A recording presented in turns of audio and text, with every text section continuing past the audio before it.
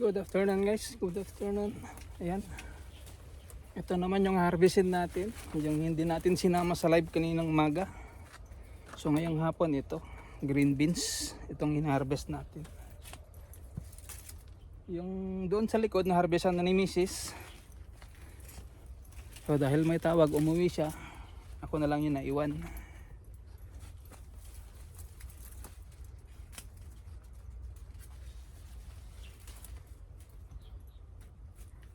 May tawag dun sa barangay. Alam kung ano yun. Kasi baka may nakita na naman dyan, nagbitbit ng timba. Nawala yung isang timba natin eh. Sabi ko naman, hayaan mo na kasi babalik naman yun.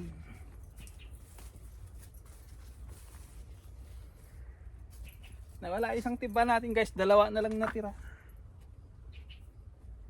Kaninang umaga, 3 pa yan. Baka may napadaan dyan, pero wala naman tubig yung irigasyon ngayon kasi nag-repair sila. Nag-repair sila yung may mga leak na mga dyan sa mga pababa. Kumbaga may mga butas. Kasi nag-cleaning sila. So 2 days hanggang bukas pa yung walang tubig dyan sa irigasyon. Nawala yung timba dyan. Sabi ko baka kumuha ng yung cabbage sprouts, doon yung nilagay sa timba. Sabi ko ang dami naman dyan supot. Yung timba pa ang napagtripan na naman. So may tawag sa barangay kaya umuwi. Sabi ko ayan mo na yung timba kung mabalik naman yun. Baka lang pinaglagyan lang yun.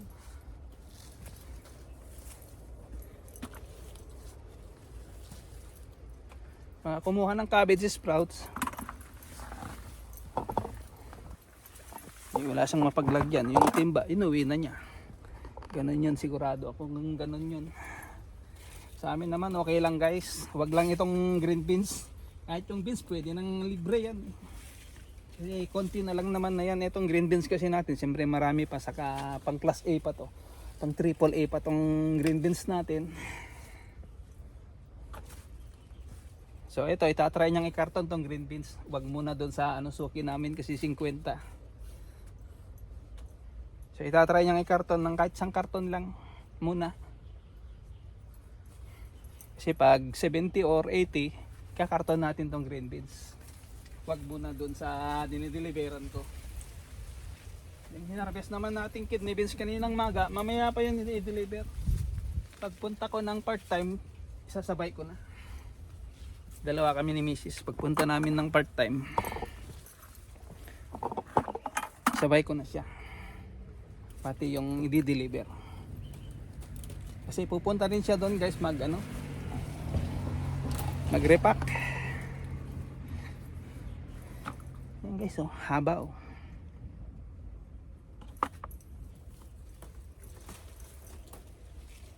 Hindi gaya doon sa may garden 1, di ba? Maiksi saka pa isa-isa lang yung bunga, ito marami. Itong green beans natin marami. So hindi ko na isama yung doon sa dulo. Siyempre, as usual guys, kagising ko lang. Pagkagising ko, nauna na siya rito. So pagdating ko dito, kalahati na lang, din biglang may tumawag. Nandito naman na ako, di siya na yung pumunta. Tumawag yung barangay nga, dahil nawala yung isang timba namin. Nasilip siguro nila dyan sa CCTV ng barangay. So baka tatanungin kung kilala nyo yung kumuha o ganun. Isa naman kahit di namin kilala guys, minsan kasi yan, alam naman na nila na libre na yan. Hindi na yan pinagbabawal yung yung cabbage sprouts. Kasi tapos naman na yung harvest ng cabbage natin. Kasi doon lang yan binebenta noon sa sa flower farm close na yung flower farm, so free na rin yan guys. Kaya lang nga, nawala yung timba. Siguro yun ang nasilip. Kaya tinawagan si Mrs.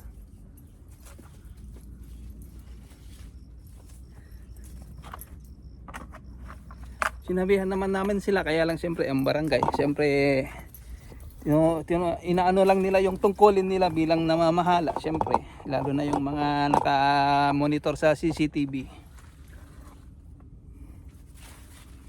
So okay na yan guys, wala na.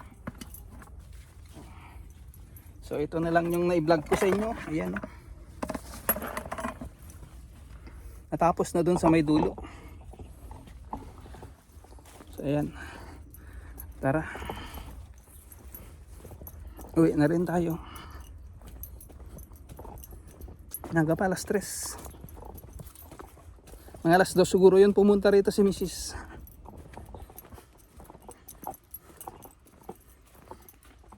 Alas 3 pa lang guys. 3:35. Ito yung harvest nyo. Ako naman ito. Ito ang na-harvest ko.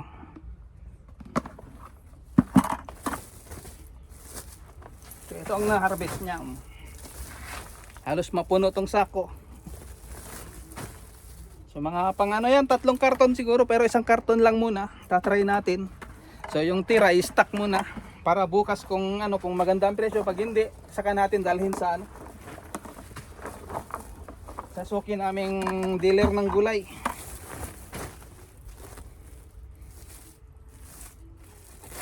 Yan ang na-harvest. Yan ang na-harvest natin guys. Gagawan natin ng pang ano. Ayan. Ayan ang green beans. So, bye-bye na guys. Thank you. Kakarga ko na.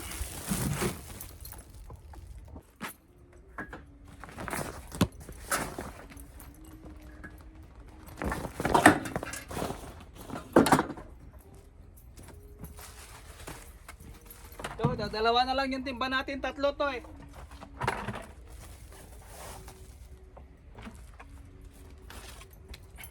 Ito luma, ito yung bago namin 2. Yung isa na wala. Kanilang umuwi kami, iniwan lang dito. Itong luma nandun, yung isang bago nandito. Kasi nga ito pa nga green beans yung harvestin.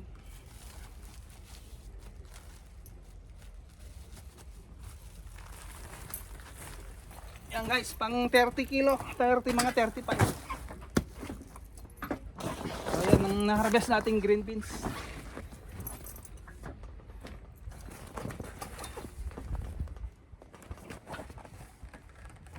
So bye-bye na guys. Uwi na at back to sleep na naman ako hanggang 5. Kasi mga 5:30 ako alis. So bye-bye na guys. Thank you.